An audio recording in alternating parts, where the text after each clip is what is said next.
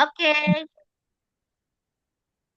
halo semuanya. Assalamualaikum warahmatullahi wabarakatuh. Hai Hmm. teman-teman, di video kali ini kita akan membahas salah satu komponen paling penting dalam biopsikologi, yaitu sel saraf atau neuron. Sel saraf ini bisa dibilang sebagai unit dasar yang memungkinkan otak dan sistem syaraf kita bekerja. Mulai dari berpikir, merasakan emosi, sampai bergerak. Semuanya melibatkan kerja sel saraf. Supaya lebih mudah dipahami, yuk kita bahas sel saraf secara sederhana. Bersama saya Sugi Jayanti dan rekan saya Fertiani Agustina. Oke? Dan sekedar informasi saja bahwa video ini kami buat sebagai tugas sesi 15 di dalam uh, prodi psikologi Universitas Inaba. Oke, kita mulai ya.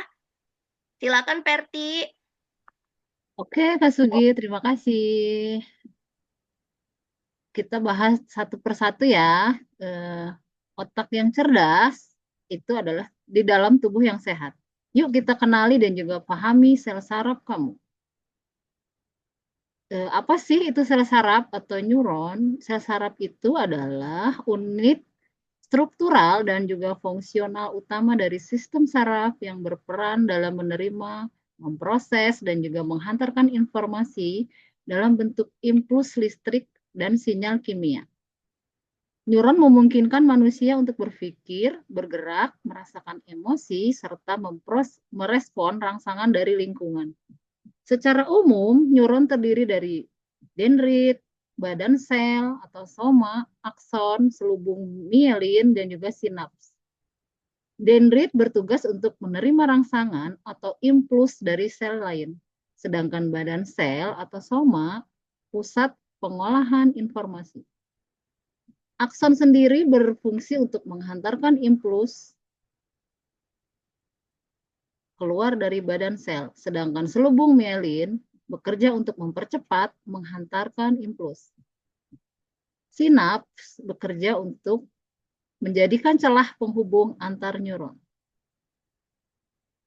Sedangkan proses kerja dari sel saraf di sini ada 3 tahapan utama, yaitu menerima rangsangan, menghantarkan impuls listrik, dan juga transmisi melalui sinaps.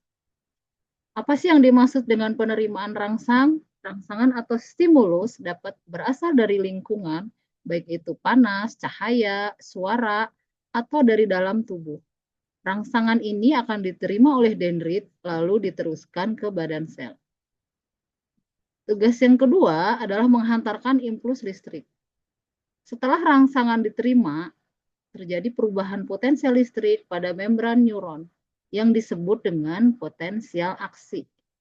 Impuls listrik ini merambat sepanjang akson, selubung mielin membantu impuls meloncat dari satu nodus ke nodus yang lain.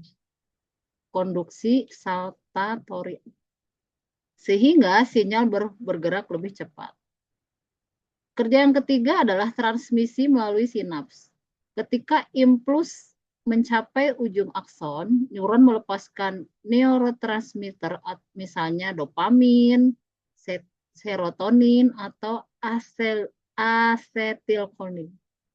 Zat kimia ini menyeberangi sinaps dan diterima oleh neuron berikutnya, lalu mengubahnya kembali menjadi impuls listrik.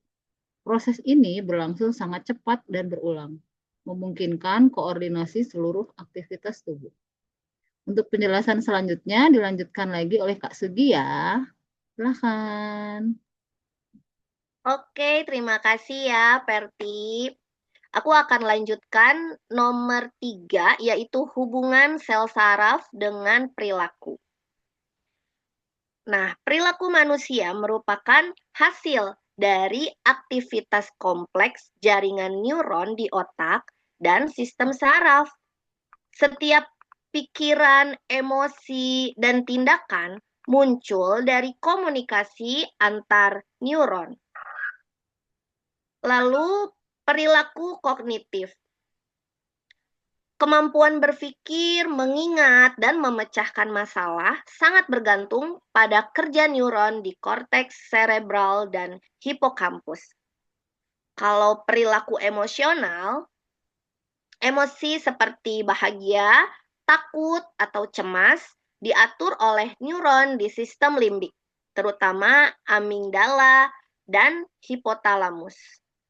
Neurotransmitter seperti serotonin dan dopamin berperan besar dalam kestabilan emosi. Selanjutnya ada perilaku motorik.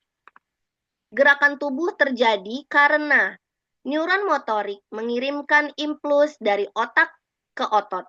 Kerusakan neuron motorik akan mempengaruhi kemampuan bergerak. Dengan demikian, perubahan atau gangguan pada neuron dapat berdampak langsung pada pola perilaku dan fungsi mental seseorang. Di poin keempat, ada contoh gangguan pada sel saraf. Berikut beberapa gangguan yang terjadi akibat kerusakan atau ketidakseimbangan fungsi sel saraf. Yang pertama ada Alzheimer, gangguan neurodegeneratif yang ditandai dengan kematian neuron secara progresif, terutama di area yang mengatur memori. Penderita mengalami penurunan daya ingat, kebingungan, dan perubahan perilaku. Lalu selanjutnya ada Parkinson, disebabkan oleh rusaknya neuron penghasil dopamin di otak. Gejalanya meliputi tremor, kekakuan otot, dan kesulitan bergerak. Nah, siapa nih yang mengalami skizofrenia? Mungkin jarang terdengar, tapi pernah melihat ya. Skizofrenia adalah gangguan mental berat yang berkaitan dengan ketidakseimbangan neurotransmitter, terutama dopamin, ditandai dengan halusinasi, delusi, dan gangguan berpikir. Selanjutnya ada epilepsi. Terjadi akibat aktivitas listrik neuron yang tidak normal dan berlebihan di otak, menyebabkan kejangnya berulang. Nah, terakhir ada depresi. Berkaitan dengan gangguan kerja neuron dan rendahnya kadar neurotransmitter seperti serotonin dan norepinefrin yang mempengaruhi suasana hati dan motivasi. Boleh dilanjutkan, Kak Perti? Baik, dari kesimpulannya kita bisa ambil bahwa sel saraf itu memiliki peran yang sangat vital dalam mengatur seluruh fungsi dalam tubuh dan juga perilaku pada manusia. Proses kerja neuron yang melibatkan impuls listrik dan juga sinyal kimia memungkinkan komunikasi yang cepat dan terkoordinasi. Gangguan pada sel saraf tidak hanya berdampak secara fisik, tetapi juga mempengaruhi aspek psikologis dan juga perilaku pada manusia. Oleh karena itu, menjaga kesehatan sistem saraf sangat penting untuk kualitas hidup yang optimal. Demikian yang bisa kami sampaikan. Silahkan Kak Sugi untuk melanjutkan. Nah, ini adalah gambar-gambar dari sistem saraf ya. Terima kasih ya Kak Verti untuk waktunya hari ini. Nah, itu tadi pembahasan singkat mengenai biopsikologi sel saraf. Mudah-mudahan setelah menonton video ini, teman-teman jadi punya gambaran bahwa perilaku manusia itu bukan hanya soal pikiran, tapi juga sangat dipengaruhi oleh kerja otak dan tubuh kita. Terima kasih sudah meluangkan waktu untuk menonton video ini. Sampai ketemu lagi di video selanjutnya. Wassalamualaikum warahmatullahi wabarakatuh. Waalaikumsalam warahmatullahi wabarakatuh. Dadah.